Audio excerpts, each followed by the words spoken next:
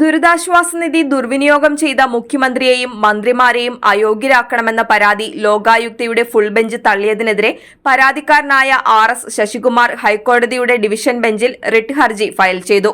മുഖ്യമന്ത്രി ഉൾപ്പെടെ 17 മന്ത്രിമാരെയും ചീഫ് സെക്രട്ടറിയെയും എതിർകക്ഷികളാക്കിയുള്ള ഹർജിയിൽ ലോകായുക്ത രജിസ്ട്രാറെയും എതിർകക്ഷിയാക്കിയാണ് റിട്ട് ഹർജി ഫയൽ ചെയ്തിട്ടുള്ളത്.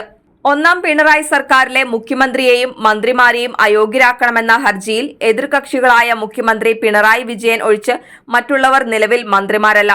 ദുരിതാശ്വാസ നിധിയുടെ വിനിയോഗം സംബന്ധിച്ച് ലോകായുക്തയിൽ ഫയൽ ചെയ്ത പരാതിക്ക് സാധുത ഉള്ളതായും നിധിയിൽ നിന്നും തുക അനുവദിക്കുന്നതിൽ മന്ത്രിസഭ ഗുരുതരമായ കൃത്യവിലോപം നടത്തിയിട്ടുണ്ടെങ്കിലും തുക അനുവദിച്ചതിൽ സ്വജനപക്ഷപാതം നടന്നതായി തെളിയിക്കാനാകാത്തതിനാൽ ഹർജി നിലനിൽക്കില്ലെന്നാണ് നേരത്തെ ലോകായുക്ത ജസ്റ്റിസ് സിറിയക് ജോസഫ് വിധിന്യായത്തിൽ വ്യക്തമാക്കിയത്.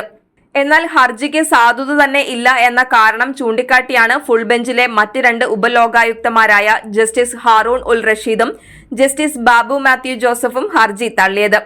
പരാതി ആദ്യം പരിഗണിച്ച മുൻ ലോകായുക്ത ജസ്റ്റിസ് പയസ് കുര്യാക്കോസിന്റെ അധ്യക്ഷതയിലുള്ള 3-അംഗ ഫുൾ ബെഞ്ച് സാധുത ഉള്ളതായി കണ്ടെത്തിയിരുന്നു.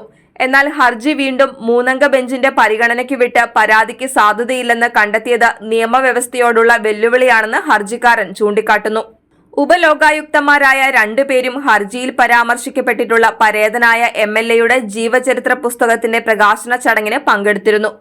കൂടാതെ MLAയെക്കുറിച്ച് ഓർമ്മക്കുറിപ്പുകൾ എഴുതിയതും നീതിന്യായ പീഠത്തിന്റെ സത്യസന്ധതയും വിശ്വാസ്യതയും നഷ്ടപ്പെടുത്തി.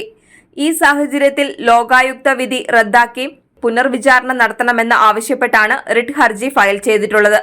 ദുരിതാശ്വാസ നിധിയിൽ ദുർവിനിയോഗം നടന്നതായി കണ്ടെത്തിയ ലോകായുക്ത തന്നെ മന്ത്രിസഭാ നടപടിയിൽ സ്വജനപക്ഷപാതം നടന്നിട്ടില്ലെന്ന് പറയുന്നതിൽ നീതീകരണമില്ല.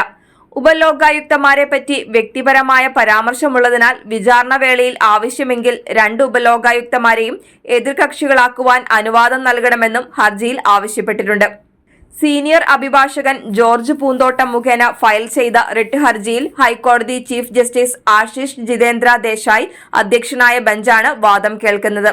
അന്തരിച്ച മുൻ NCP നേതാവ് ഉഴവൂർ വിജയന്റെ കുടുംബത്തിന് 25 ലക്ഷം രൂപയും പരേതനായ ചെങ്ങന്നൂർ MLA KK രാമചന്ദ്രൻ നായരുടെ മകന് PWD വകുപ്പിൽ അസിസ്റ്റന്റ് എഞ്ചിനീയർ ജോലിക്കു പുറമെ കുടുംബത്തിന്റെ ബാങ്ക് വായ്പ കുടിശ്ശിക അടയ്ക്കാൻ 8.6 ലക്ഷം രൂപയും CPM സെക്രട്ടറിയായിരുന്ന കോടിയേരി ബാലകൃഷ്ണന്റെ പൈലറ്റ് വാഹന അപകടത്തിൽപ്പെട്ട് മരിച്ച സിവിൽ പോലീസ് ഓഫീസറുടെ കുടുംബത്തിന് നിയമപ്രകാരമുള്ള ആനുകൂല്യങ്ങൾക്ക് പുറമെ 20 ലക്ഷം രൂപയും മന്ത്രിസഭാ കുറിപ്പ് കൂടാതെ ഔട്ട് ഓഫ് അജണ്ടയായി ദുരിതാശ്വാസ നിധിയിൽ നിന്നും നേരിട്ട് അനുവദിച്ചിരുന്നു.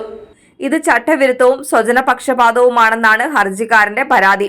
ഒന്നാം പിണറായി സർക്കാരിലെ മുഖ്യമന്ത്രിയെയും മന്ത്രിമാരെയും അയോഗ്യരാക്കണമെന്ന ഹർജിയിൽ എതിർകക്ഷികളായ മുഖ്യമന്ത്രി പിണറായി വിജയൻ ഒഴിച്ച് മറ്റുള്ളവർ നിലവിൽ മന്ത്രിമാരല്ല.